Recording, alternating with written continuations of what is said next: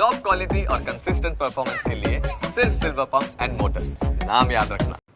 મહારાષ્ટ્ર માટે ભાજપે સંકલ્પ પત્ર જાહેર કર્યું છે અને કેન્દ્રીય ગૃહમંત્રી અમિત શાહ અત્યારે સંબોધન પણ કરી રહ્યા છે। સીધા જોડાઈએ ત્યાં। आने का जो लोग दावा कर रहे हैं उनका चुनाव अभियान भी आंतरिक विरोधाभासों से घिरा हुआ है। मैं आज इस मंच से उद्धव ठाकरे जी को पूछना चाहता हूं, क्या वो कांग्रेस के नेता राहुल गांधी को इतनी विनती कर सकते हैं कि वीर सावरकर के लिए दो अच्छे शब्द बोल दे? क्या कांग्रेस का कोई नेता सम्माननीय बाला साहब ठाकरे के सम्मान में दो वाक्य अच्छे बोल सकता है क्या? ये अंतर विरोध के बीच में अघाड़ी की सरकार बनाने का स्वप्न लेकर जो लोग निकले हैं उनको महाराष्ट्र की जनता जान ले, ये बहुत जरूरी है।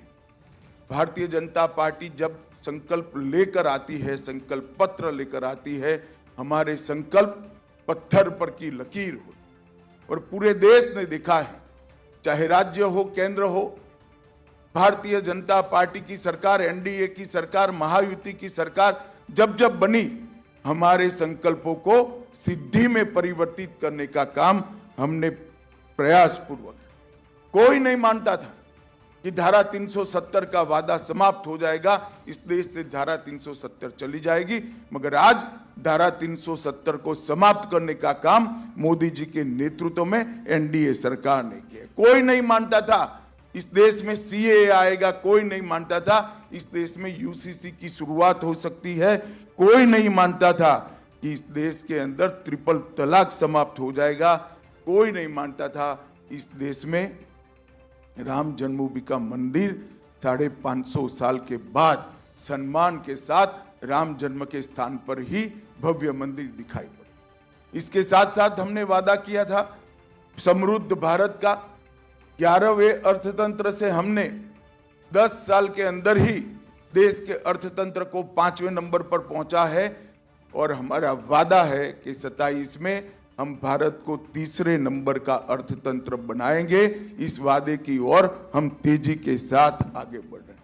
60 करोड़ गरीबों को घर, बिजली, गैस, शौचालय, पीने का पानी, मुफ्त अनाज और मुफ्त इलाज, ये देने का काम भी हमने किया है। और दूसरी ओर अघाड़ी है, कांग्रेस के अध्यक्ष ने भी कहना पड़ता है कि कांग्रेस के जब वादा करे तो सोच समझ कर करे, क्योंकि वादा पूरा नहीं करते हो और मुझे जवाब देना पड़ता है। हमारे सामने हिमाचल का उदाहरण है, कांग्रेस वादों से मुकरी है। तेलंगाना का उदाहरण है, कांग्रेस वादों से मुकरी है। कर्नाटक का उदाहरण है, कांग्रेस वादों से मुकरी है। ये अघाड़ी के वादों के विश्वसनीयता पाताल से नीचे गई है और युति के वादों पर पूरे देश की जनता को भरोसा है, भारत की जनता को भी भरोसा है।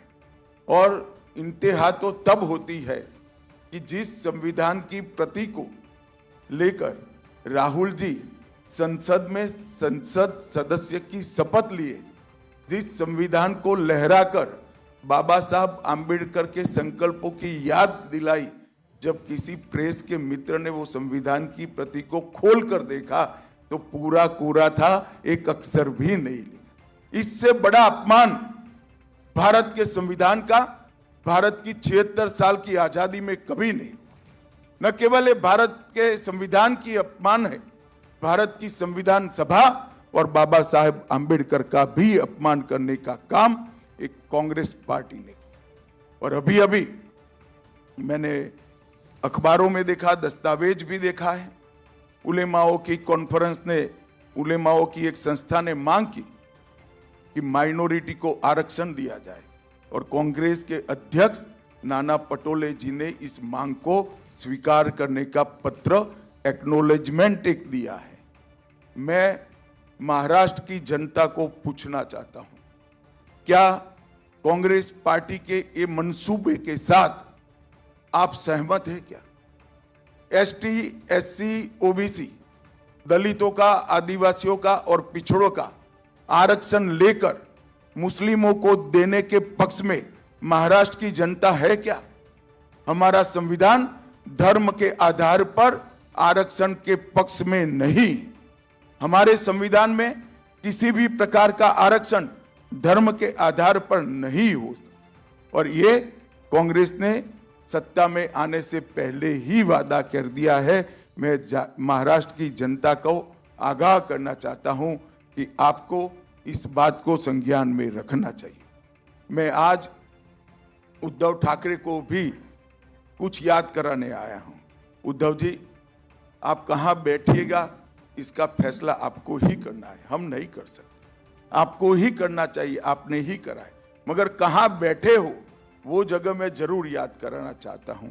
आप 370 हटाने के विरोध करने वालों के साथ बैठे, आप राम जन्मभूमि के निर्माण का विरोध करने वालों के साथ बैठे हो, आप सावरकर जी के लिए अपशब्द कहने वालों के साथ बैठे हो, आप संभाजी नगर नाम का विरोध करने वालों के साथ बैठे हो, सीएए और यूसीसी लाने का विरोध करने वालों के साथ बैठे हो, और आप वक्फ बोर्ड के अंदर आने वाले सुधारों के बिल का विरोध करने वालों के साथ।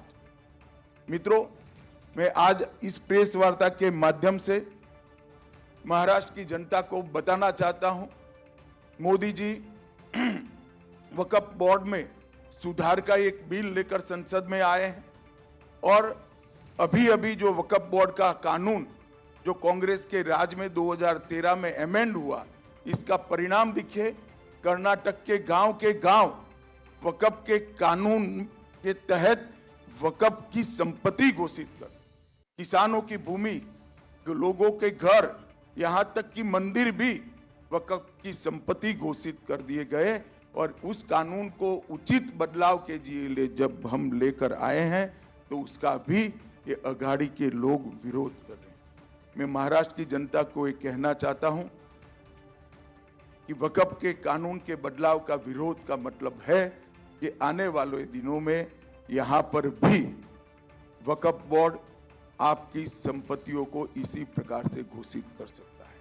मित्रों, देवेंद्र जी ने संकल्प पत्र की प्रमुख बातें बताई हैं, परंतु मैं इतना बताना चाहता हूं कि डबल इंजन की सरकार ने करीब 10 साल के अंदर महाराष्ट्र के विकास के लिए ढेर सारे काम किए हैं। आज मैं इस मंच से शरद पवार जी को पूछना चाहता हूं, 10 साल तक आप यूपीए की सरकार में मंत्री थे, 2004 से 14 महाराष्ट्र के विकास के लिए क्या किया वो महाराष्ट्र की जनता को आपको बताना चाहिए।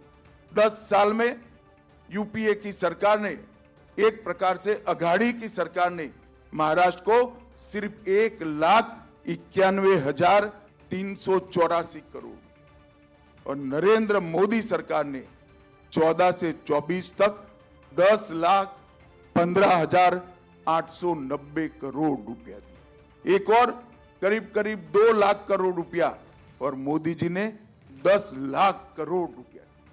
मैं अघाड़ी के मित्र को पूछना चाहता हूं, आपका हिसाब आप महाराष्ट्र की जनता के सामने रखेंगे क्या?